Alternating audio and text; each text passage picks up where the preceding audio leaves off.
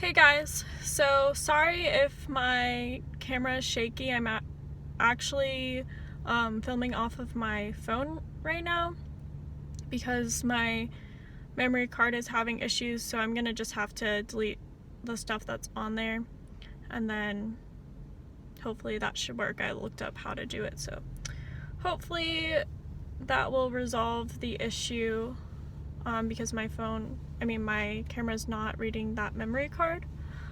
Anyways, I wanted to talk about my past self versus my current self. And this actually was brought up by someone asking me basically kind of what my dreams, my goals, and other things were then versus now and how I've kind of evolved. And I definitely have changed a lot, especially since high school. I've talked about this so many times, but I changed so much when I went to college. I don't think that everybody should go to college or needs to go to college or university if you don't live in the US, but for me it was a very transformative time in my life, and I am glad just from the experiences and the amount of transformation that I faced. I recommend it, going there, at least for me. But starting off, I guess when I was younger, I was very much into art and making things. I used to illustrate little books that I would make, and also write a lot when I was younger. That was kind of my passion. I've always been really good at history and English specifically. And I also was very interested in science when I was younger too. But I was always kind of a hopeless romantic. The first guy that I know I had a crush on, I was 6 years old. And for me, when it came to crushes and stuff, I had people that I would like for, I don't know, a short amount of time, but the majority of the guys that I had crushes on, even the guy when I was 6, I liked him for at least a year. And then the guy that I talk about in my rejection story when I was in elementary school / middle school, that guy I liked, I guess, 2 or 3 years. Well, I guess it was 2. So yeah, and then as I've said, the unrequited love, I guess the longest was 6 years that I liked a guy. But anyways, that being said, when I was younger, I was mostly just interested in art, and I used to I still do have a really good imagination, and I would just play games, and I kind of didn't have too many huge aspirations besides maybe becoming an artist or a singer or something like that. I just really always have loved people, so my parents thought that I was going to become a teacher or something. And yeah, but really when I was let's say, I would say at least, especially starting out in high school, I was just completely just a hopeless romantic, and I didn't really care what I did when I graduated. And in fact, I didn't really care about going to college. I actually wanted to go to art school, but the art school that's in Georgia, it's called SCAD, and it's in Savannah, Georgia. They also have an Atlanta campus. It was $60,000 a year, if I'm not mistaken. And my parents were pretty supportive of me going there, but they wanted me to know what I wanted to do, and I didn't know what I wanted to do. I had no idea. And kind of going back, and I've talked about this before as well, is I always felt very misunderstood. I was very quiet. hardly talked to anybody, and I just kind of didn't really have necessarily I didn't really have a direction of what I wanted to do when I was younger. I did get into personal development. What got me into personal development was actually the book The Secret, which I guess was I think it was a movie first, and then they made it into a book. And that is about the law of attraction, which is definitely an important law to know. But if you do get into personal development, a lot of people get in through The Secret, and they think that the law of attraction is the only law out there that's relevant as far as like attracting things into your life and like becoming successful. And that's obviously not true. Or maybe it's not so obvious to other people. But yeah, so I got into personal development. I also was really into astrology, to the point that I can read charts, and I used to really associate with being a Cancer. My birthday is July 24th, so I'm on the cusp, a little bit on the cusp of Cancer and Leo, and I never associated with Leo growing up. But now I realize that I'm more of a cusp sign, if you're familiar with astrology, and I'm seeing more of my Leo-ness come out. And I understand if you don't like believe in astrology and stuff like that. But yeah, so that's kind of jumbled. People used to come to me for advice, even guys that I was like friends with, or even just random guys that I knew. I would talk with. I particularly made I would say, an impact on certain guys' lives. Not a big impact, but there's this one guy that he was very misunderstood, but he almost made himself that way. He made himself into like this very happy-go-lucky, kind of crazy, weird guy. But I had a talk with him one day, and I just told him that I didn't think he was actually acting like himself. And we were just having like a pretty long heart-to-heart about it. And he like actually started to cry, because he said that I think there was only like one other person or two other people in his life, or maybe not even, that truly saw him for who he was. So kind of at a young age, I realized that I had a knack, and I was interested in like psychology of people and understanding people. And like I said, I took the Myers-Briggs test in high school, and I got ENFJ, even though in high school I was definitely didn't act anywhere close to an extrovert. But yeah, so going into college and joining Model United Nations, that's what really pushed me to get out of my comfort zone, because I had to begin to speak in front of people and basically come up with resolutions and different things that I had never even researched or known about before. Like I always liked traveling when I was younger, but I didn't really care as much about like international affairs or anything like that.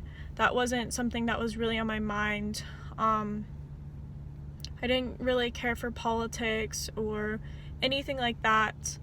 But by doing Model UN, it really got me out of my comfort zone, and I would say Model United Nations was one of the best and a little bit of the worst thing that I did in college, because I met also a lot of not so good people, because a lot of people that join Model UN, and I think I've talked about this before, are power hungry.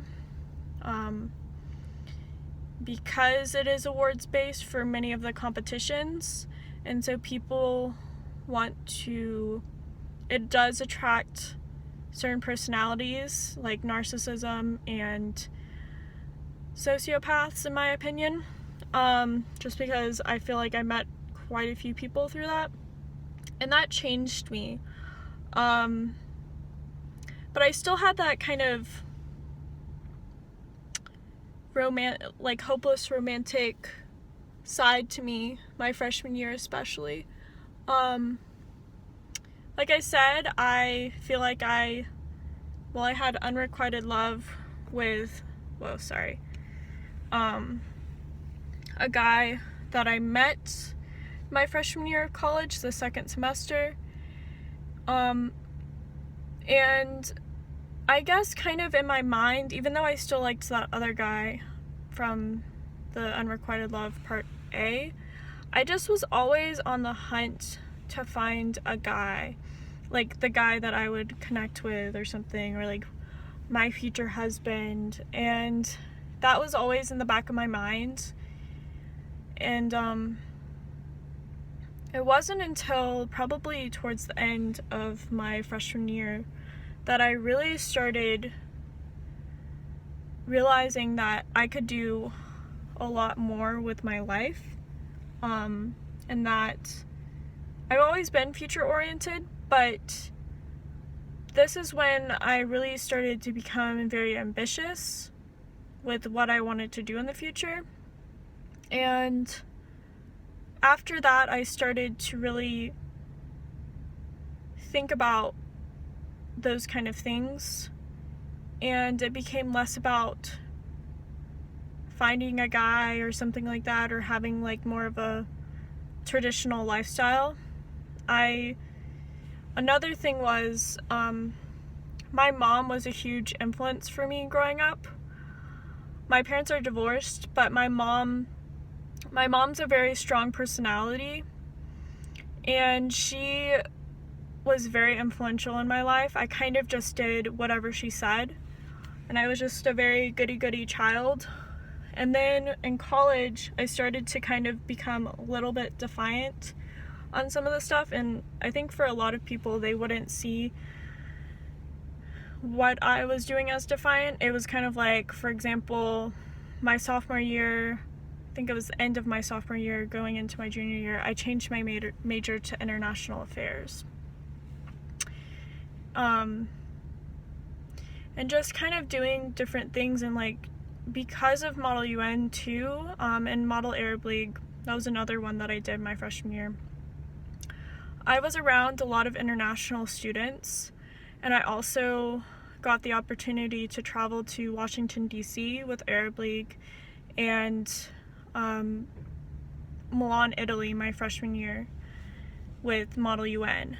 And both of those trips were paid for by the school, by my university, and that was a very transformative, those were both very transformative experiences for me, because I opened my eyes to other possibilities, and I really started to gain a passion for those kind of diplomatic things, and that's why I ended up changing my major to international affairs. But it was such a big deal for me to change my major to international affairs, because I was a business major, because my mom just wanted me to be a business major.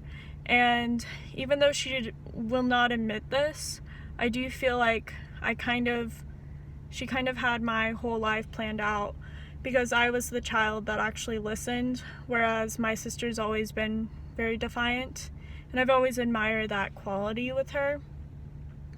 And Anna always did what she wanted to do.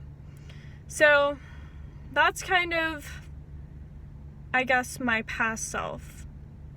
In my present self, because of all of those experiences, and because I felt misunderstood, I've been bullied. I was bullied basically elementary school through high school. I've been the underdog. I was never popular before college. And then when I got into college, people started saying, like, I don't know why, but certain people would say that I was popular or something like that. And that was something that was also kind of like a standstill moment for me, because I would have never been considered popular, and nor do I really care to be popular. But because I started meeting so many people and I had changed so much in college, I guess I was regarded as so. And I still don't think of myself that way, but it was a difference. And today, because I have so many experiences, I also dealt with high anxiety throughout elementary school through high school. I would just have anxiety or panic attacks pretty regularly, at least once a week. And I kind of just told myself in college that I just wouldn't do that. And sometimes that wasn't the best, because I did bottle things up. But today, I am a much better person than what I ever thought I was going to be. And I'm still nowhere where I want to be. But I have learned to become content with myself and realize that life is a journey. And I think about the quote, I can't quote it completely, but Steve Jobs once said, and I don't know if he took this from, I think he took this from someone else, but you can only connect the dots. You can't connect the dots going forward, you can only connect the dots going back. And I think that's so true, because had I not met some of the bad people in college, had I not moved to Seattle and realized I didn't like the West, well, at least the Pacific Northwest, at least living there right now, had I not traveled, had I just told myself in college that I was just going to stick with art, or just stick with the things that I was really good at, and not expand myself, not make myself go to those Model UN meetings, even though in the beginning I would go up there and I couldn't even speak in the meetings. I just couldn't even talk in front of like 7 people or 5 people, whatever amount of people there was when I first joined. Had I not done all of those things, I wouldn't be the person that I am today. And I think that goes for everybody. Although your life may be seemingly bad at the moment, there's always going to be a light at the end of the tunnel. And maybe not always for everybody, but for most people it's going to be that way. When I say for everybody, I mean, I think some bad people, I believe in karma, and I think that those who do bad in the end will get what's coming for them. But as far as good people, or people that are really trying to make a positive change in the world, there's going to be hardship, there's going to be even maybe some people that you love dying around you. Actually, so another transformative time for me, I forgot about this, was in high school. And that was after my freshman year of high school. So the guy that I liked my freshman year of high school, he moved away into my sophomore year, but then again, I didn't really talk to him, so it wasn't that big of a deal. Well, it was a big deal for me, but it wasn't. Basically, I didn't see him my sophomore year, so it was almost like he moved away.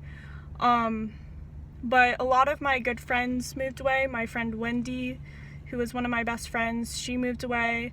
Some other good friends moved away. So I kind of had to start over. And my papa died the August of my sophomore year. And right before my sophomore year started. That was a huge change in my life, because I regarded him not only as a grandfather, but also as a father figure. I love my dad, but my dad is a doctor, and he works a lot. So I saw my papa a lot more than I saw my dad. And we had such a strong relationship that was honestly one of the hardest years of my life. And, I think about him all the time. And I know, other people struggle with way worse than that. Like, having someone, there's a lot of people that struggle with parents dying or grandparents dying or people that they love dying. But that was a difference. But like I said, but anyways, there's a lot of bad things that happen to us, and I do think that things happen for a reason, and I know not everybody believes that, and that's fine, but it does make you into the person that you are today, regardless of whatever that is. And for me, if I just want to do a brief overview of who I used to be when I was younger, even though I have tried to kind of get back to some of these qualities, specifically the artistic and childlike qualities. I used to be very meek, even though I have lifted up my self-esteem, and I don't think I was ever insecure, I did have low self-esteem when I was younger. I was very anxious. I was artistic. I was loving, shy, sweet,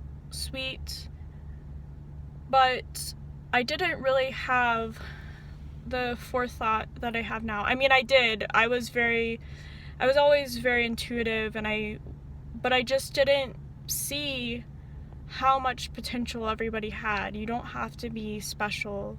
You don't have to be whatever in order to have ambition. And that's something that I gained.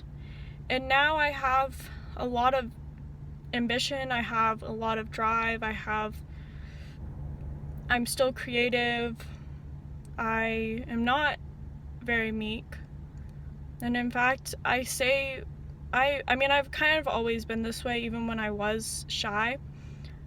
I've stood up for things that I believe in, and I've stood up for people that may not have had the right voice. In middle school, I think maybe I've talked about this, but I used to be really bullied in middle school. That was the worst time of my childhood. And even though I was bullied, I would stand up to the bullies that were bullying me, but I wouldn't stand up for myself. I was standing up for the other kids that they would pick on. And I used to cry a lot. I don't really cry as much. I mean, I do get emotional pretty easily as far as watching an emotional show or something like that. But I don't cry through anxiety. I used to cry all the time from anxiety. And yeah, so I think the thing that I can really wrap this up is my present self, and hopefully my future self, is trying to be more focused on the now, more focused, even though I am very focused on the future. I see the potential that I have for myself, and I've always been able to see the potential in others. And I think, if anything, regardless of your past, realize that, again, it made you into the person you are today, and that your life will be better because of it. because of the struggles that you faced and the hard decisions you made that made you into the person you are today. So yeah, I hope you guys have a great day, and if you have any other video requests, please leave them in the comments below, or feel free to email me or message me on Instagram or Snapchat. I would prefer Instagram over Snapchat just because. But yeah, have a great day. Bye.